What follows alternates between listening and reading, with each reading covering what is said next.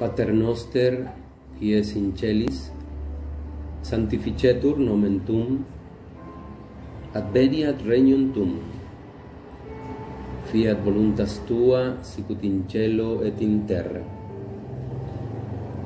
Panem nostrum quotidianum da nobis hodie, et dimitte nobis de vita nostra, sicut et nos dimittimus debitoribus nostris, et ne nos inducas in tentationem, sed libera nos a malo. Los misterios de la vida de Cristo. Los acontecimientos narrados por los evangelios acerca de Jesús les llamamos los misterios de la vida de Cristo. En todos los relatos evangélicos de la vida de Jesús, en sus palabras y en sus obras, en sus sufrimientos y en su silencio, y en su manera de ser y de obrar, nos sale al encuentro el Señor. En estos relatos sigue Jesús revelándonos a su Padre, concediéndonos su perdón y su paz, siendo para cada uno de nosotros camino, verdad y vida. Todo lo que vivió Jesús podemos vivirlo en Él. Cuando nos encontramos realmente con Cristo al leer o al escuchar los relatos evangélicos, particularmente dentro de una comunidad de fe. Unidos a Jesús, comulgamos, en cuanto cristianos, en lo que Él vivió en su carne por nuestra salvación y como nuestro modelo. Estamos, por tanto, llamados a interiorizar la fuerza salvadora de los misterios de la vida de Cristo en su propia vida y dejar que se vaya plasmando en ella el modo de ser y obrar de Jesús. Durante la mayor parte de su vida en la tierra, Jesús compartió una vida ordinaria, una vida cotidiana, como todos los hombres. Podríamos decir, una vida sin ningún brillo, sin ninguna significación histórica, una vida familiar, con la ley de Dios, pobre y austera, de trabajar para ganarse el pan de cada día, en una oscura comunidad de pueblo. En esta época los evangelios nos dicen de Jesús que estaba sometido a sus padres y que progresaba en sabiduría y en estatura y en gracia delante de Dios y delante de los hombres. Nazaret es la escuela donde se comienza a entender la vida de Jesús. Allí está la escuela del Evangelio. El bautismo de Jesús por Juan en el Jordán señala pues el comienzo de su vida pública. Son tiempos de expectación en el judaísmo. En correspondencia con tal expectación, Juan amenaza con el inminente juicio de Dios que alcanzará también a Israel y no solo a las naciones paganas. Por eso Juan llama al pueblo a la conversión. Acompaña su predicación con el rito del bautismo en el río Jordán. De este modo, pues, anuncia Juan de nuevo el comienzo. Una multitud de pecadores llegan al río Jordán para hacerse bautizar. Entonces aparece Jesús y recibe el bautismo de Juan, y el Espíritu Santo en forma de una paloma se posa sobre Jesús, y una voz que proclama: Él es mi Hijo amado. Esta manifestación de Dios, Jesús es presentado públicamente a Israel como el Mesías, el Hijo de Dios. Así se manifiesta que Jesús poseía la plenitud del Espíritu desde su concepción y lo tiene precisamente para su misión. El Espíritu Santo, por tanto, dirigirá y animará toda la actividad de Jesús. Después de su resurrección, Jesucristo será el manantial y aquel que dé el Espíritu Santo a todos los hombres. La tradición de la Iglesia ha visto en el descenso de Jesús a las aguas juntamente con la del Espíritu Divino sobre el Señor, una santificación de todas las aguas, como preludio de una nueva creación. El bautismo de Jesús será un bautismo con Espíritu Santo, dará origen a una nueva creación. Por el bautismo, el cristiano se asimila sacramentalmente a Jesús, desciende con él a las aguas de la muerte y se levanta para renacer del agua y del Espíritu y así convertirse en un hijo amado del Padre. Todos los acontecimientos en Cristo nos enseñan que después del bautismo, el Espíritu Santo desciende sobre nosotros desde lo alto y adoptamos así, por la voz del Padre, el ser hijos suyos. En los evangelios sinópticos, los relatos de las tentaciones de Jesús están en íntima conexión con los del bautismo del Salvador. Así, bautismo y tentación constituyen la puerta para entrar en la vida de Jesús. Jesús pasó en el desierto 40 días. El enemigo lo pone a prueba. Empuja a Jesús a conducirse como Mesías e Hijo de Dios, disponiendo de su poder y dignidad para asegurarse el sustento, para que el pueblo lo reconozca y para que acepte del Padre aquel dominio universal falso sobre toda la creación. Las tentaciones de Jesús tienen como un trasfondo la de Adán en el paraíso y las de Israel en el desierto.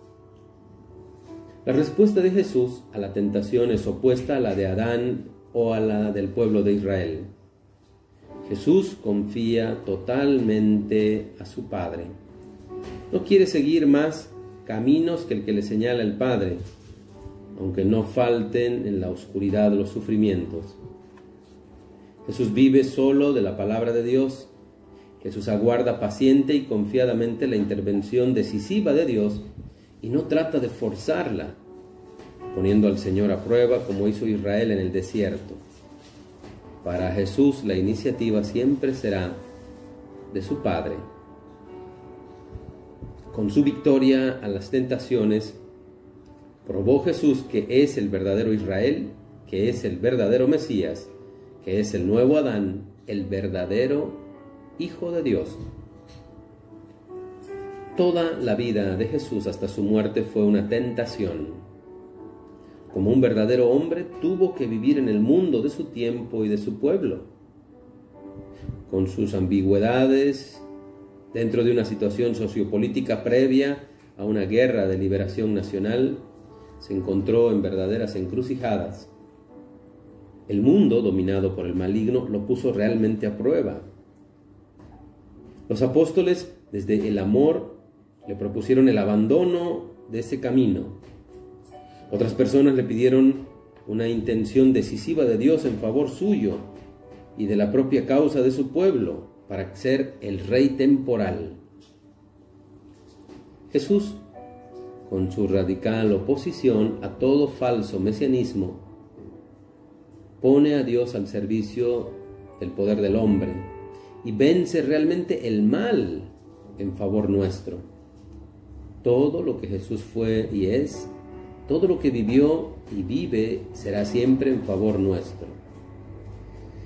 Dice el libro de los Hebreos: incapaz de compadecerse de nuestras debilidades, todo lo contrario, ya que excepto en el pecado ha pasado por las mismas pruebas que nosotros. Hijo como era, aprendió en la escuela del dolor lo que cuesta obedecer. Alcanzada así la perfección, se ha convertido en fuente de salvación inagotable para todos los que le obedecen.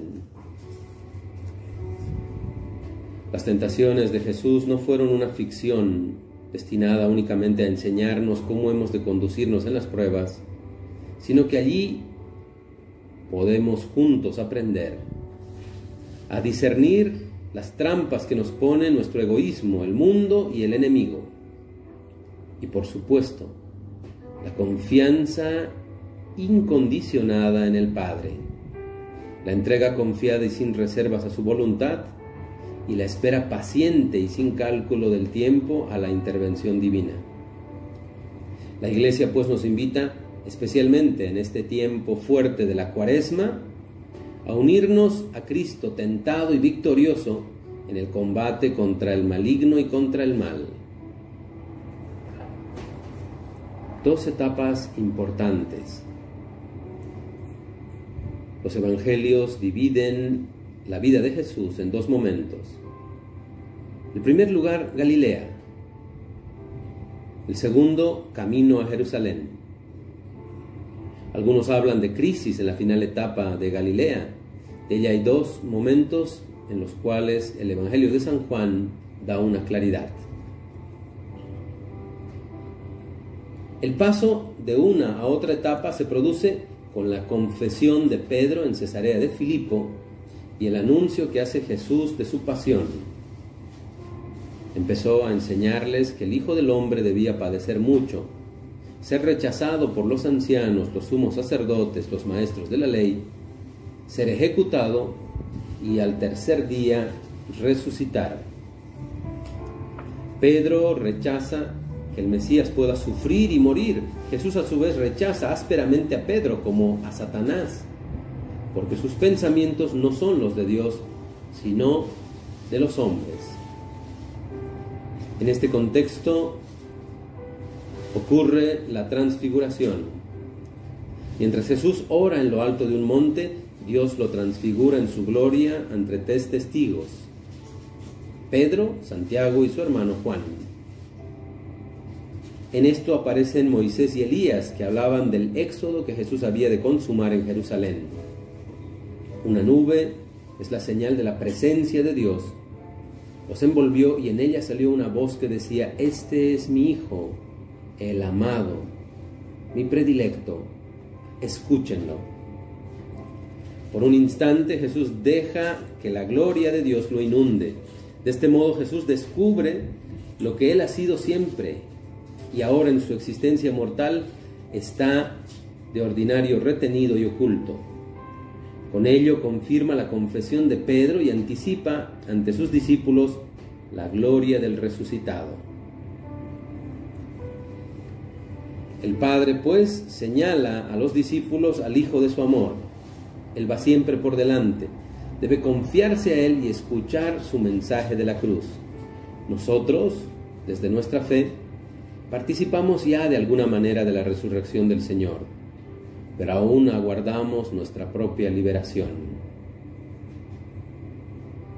El misterio de la transfiguración nos ofrece anticipadamente la contemplación de la venida última gloriosa de Jesús y nos recuerda que tenemos que pasar muchas tribulaciones para poder entrar en el reino de Dios. La subida de Jesús a Jerusalén. La transfiguración abre el camino de Jesús hacia la Pascua. Cuando llega el tiempo de su partida, Jesús tomó una decisión de ir a Jerusalén. Jesús envía por delante a todos, pueblo y lugar, a los discípulos para que precedan y preparen su visita, anunciando el reino de Dios. Durante el viaje reitera el anuncio de su muerte a sus discípulos y le advierten a Jesús que Herodes quiere matarlo y le sugieren que huya. Jesús acude a Jerusalén para anunciar su mensaje, buscando una decisión última de su pueblo, pero acude plenamente consciente de que va a la muerte, una muerte que acepta de la mano del Padre, de quien se sabe enviado para servir y dar la vida por todos. Allí encontramos dos objetivos: anunciar el mensaje del reino, culminar su oferta de gracia a pesar de todos los rechazos y cumplir con su misión. Jesús, pues, es desde el principio consciente de su filiación divina, de su misión, pero desde la experiencia de los acontecimientos en los que se ve implicado, fue conociendo con el tiempo, bajo la luz del Espíritu Santo y la lectura de la Escritura, cómo y cuándo iba a cumplirse esta misión. Ave María, gracia plena, Dominus tecum, benedicta tu in mulieribus, et benedictus fructus ventris tui, Iesus. Sancta Maria, Mater Dei, ora pro nobis peccatoribus, nunc et in hora mortis nostre. Amen.